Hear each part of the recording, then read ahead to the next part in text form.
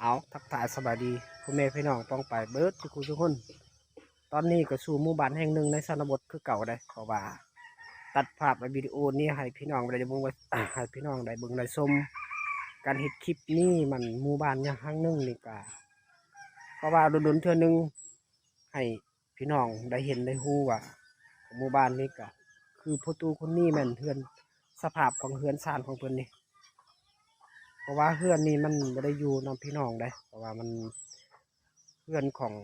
เราเฮ็ดเองแล้วก็อยู่ตามอาศัยของเขาเจ้าเองเขาเจ้ามักแบบนี้ทุกคนพอทำธุรกิจของเพิ่นมินแต่เฮ็ดติบข้าวแล้วก็เฮ็ดใส่กันทำอยู่ทำมาหากินก็มีแต่กินผู้เดียวได้ทุกคนนะเอาตอนนี้ก็อยู่ชนบทคือเก่าได้เพราะว่าเมื่อคืนนี้ฝนตกแห้งเลยทุกคนมันเป็นน้ำแล้วว่าเขียดมันสิหลงเลยสิกินแมงเมามื้อนี้โคตรหลายแมงเมาสิออกเลยอันนี้แม่นหมู่บ้านครั้งหนึ่งในชนบทไกลตัวเมืองเพราะว่าวิดีโอนี้ก็ถ่ายคลิปตอนนี้เลยให้ได้พี่ได้น้องผู้ติดตามรับชมการดำรงชีวิตมื้อนี้ก็เพราะว่าโคตรหลายบรรยากาศพอดีคึมๆสำควรเลยยังพ้นสิตกไปเด้อทุกคนหมู่บ้านนี่เขาเจ้าเกี่ยมประสักให้ราคาเขาเจ้าปลูกมันต้นเลย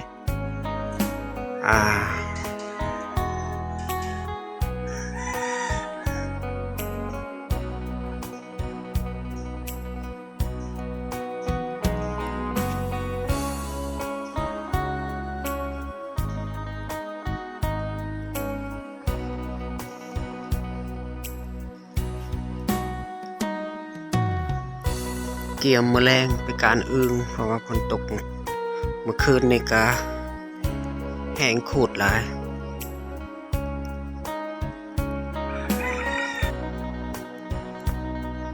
อันนี้แม่นก็เขื่อนขนคือกันเลยทุกคนว่าพระเจ้าอยู่คนเดียวหลังจากเนี่ยเราก็ปะดนแล้ว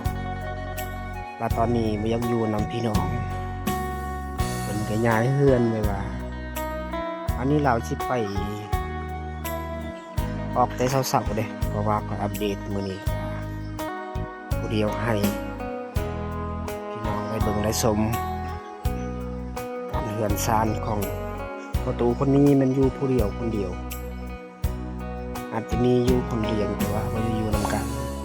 อายน้องเพิ่นก็มีอยู่แต่ว่าเพิ่นมันบ่ถือกัน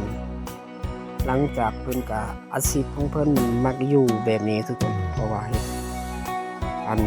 เครื่องอุปกรณ์มีแต่เฮ็ดมีแต่เจ้าของเองได้เพราะว่า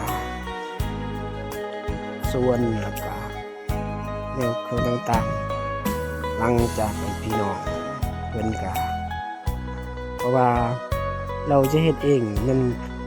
เจ้าของเองได้เพราะว่าเรือนของเพิ่นนี่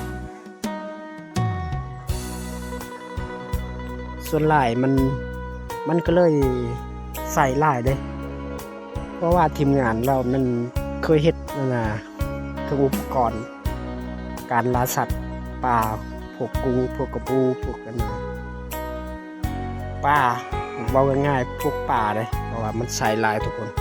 เพราะเพื่อนของเพิ่นนี่มันส่วนหลายพระเจ้าเฮ็ดใส่หลายทุกๆปีก็ต้องมีใส่แต่ว่าเพิ่นหากินอาชีพของเพิ่นมีแต่อุปกรณ์ของเพิ่นมีแต่ใช้งานตัวนี้แหละใส่อย่างเดียวเพราะว่าย่ามเขียดออกแล้วก็เขียดห้องแล้วก็เขาเจ้ามันใส่เบิดตัวนี้แต่ว่าหาอยู่หากินทุกคนละประมาณ8 โมงลักเอาโมงได้มื้อนี้ก็อันนี้แม่นเล่าเข่าของหมู่บ้านนี่หิดของสมเผามังกรนี่เขาเจ้าเอาไว้เข้าแบบว่ามันใกล้ๆตัวเหือนเลยเพราะว่าย่านหิดของประเพณีมันผิดพลาดก็เลยเรา อาศัยเขาอยู่นี่พักอาศัยแต่ว่าฮีตของพระเจ้ามันแตกต่างเลยทุกคนเพราะว่าบ่คือคนลาวก็เอาไว้อยู่ในเฮือนเพิ่นก็เฮ็ดเล้าข้าวต่างหากเลยอันนี้หมู่บ้านแห่งหนึ่งในชนบทคือเก่ามื้อนี้ก็อัปเดตแล้วก็ถ่ายคลิปวิดีโอนี้ก็อยู่นำเบาลิงชนบทคือเก่าเลยทุกคนพอหมู่บ้านแห่งหนึ่งนี้หมู่บ้านใกล้ๆกับตัวเมืองได้เพราะว่าเฮือนของเขาเจ้าแม่นอันนี้ก็เฮือนคนหมดทุกคนที่ทุกคนได้มารับเบิ่งรับชมพังไทยพังลาวก็มาติดตามรับชมวิถีชีวิตของหมู่บ้านและชาวบ้านของพักอาศัยตามชนบทห่างไกล2 ลี้มื้อนี้ก็คืออัปเดตถ่ายคลิปให้พี่น้องได้เบิ่งได้ชมการดำรงชีวิตในหมู่บ้านครับหลังจากหมู่บ้านนี้แม่นทำมาหากินมันสบายระหว่างธุรกิจบ่ได้ก้าวหน้านะทำมาหากินก็สบายคือกันทุกคนเพราะอันนี้เป็นเฮือนคนเลยก็บ่ได้แจ้งมืดๆหน่อยนึงว่าพาพลอากาศก็บ่ค่อยดีอยู่ทางนั้นก็ตกก็บ่ทันตกทุกคนแต่ว่าใกล้สิตกไปแล้วมื้อนี้มาอัปเดตของชนบทห่างไกล2 ลี้คือเก่าได้เพราะ2 YouTube นี้ก็ที่ติดตามรับชมคือกันตอนนี้ประมาณ8 โมงกายเพราะว่าอัปเดตข้างหมู่บ้านนี่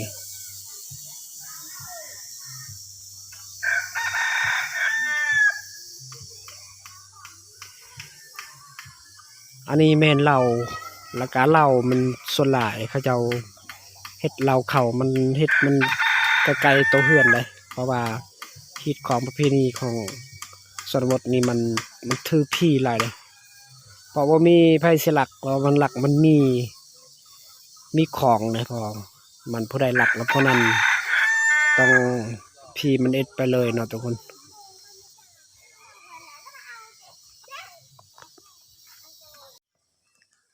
อันนี้นางัวควายชาวบ้านเพราะว่าเขาเจ้า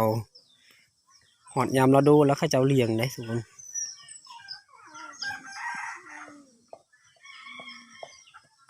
เพราะหมู่บ้านนี่ห่างจากตัวเมืองประมาณ100 กิโลไปอันนี้บอนเขาเจ้าพักอาศัยแล้วก็การอยู่ตามฤดูร้อนแล้วก็อยู่ตามตารางเนี่ยตามนี้เลยทุกคนเพราะว่ามุงหญ้าโดยกันแล้วก็เอาไม้พุ่งไม้พังแล้วก็ทับไว้ทำเป็นขมุงอันนี้เป็นคนแถวบ้านเขาเจ้าพักอาศัยแล้วก็นอนแบบนี้อันนี้เป็นคนคือกันแต่ว่าเหือนซ่านกับบุเคยมีทุกคนเพราะว่าเพิ่นก็เลยนอนแบบนี้